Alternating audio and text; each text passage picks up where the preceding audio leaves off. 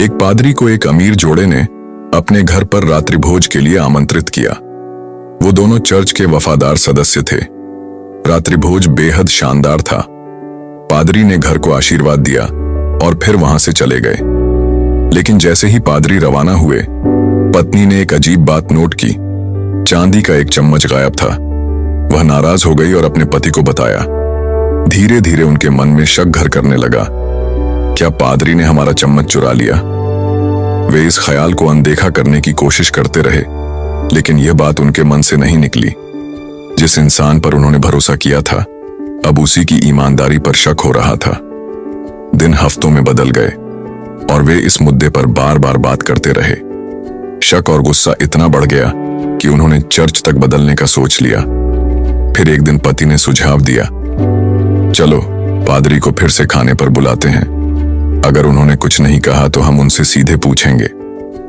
उन्होंने पादरी को दोबारा आमंत्रित किया और पादरी ने खुशी से न्योता स्वीकार कर लिया।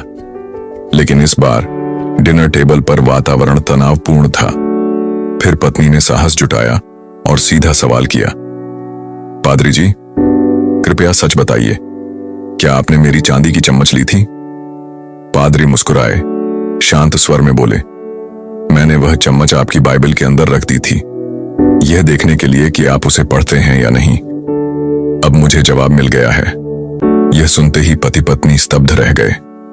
उन्हें समझ आया कि बाइबल तब से वैसी की वैसी बंद पड़ी थी। कई हफ्तों से उन्होंने उसे छुआ तक नहीं था।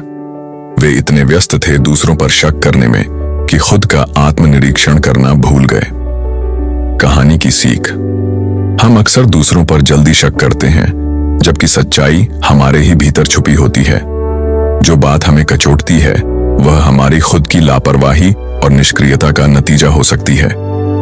अगर यह कहानी आपके दिल को छू गई, तो इसे अपने दोस्तों और परिवार के साथ जरूर साझा करें और नीचे कमेंट में लिखें, मैं आत्मनिरीक्षण करूंगा, पहले खुद को बदलूंगा।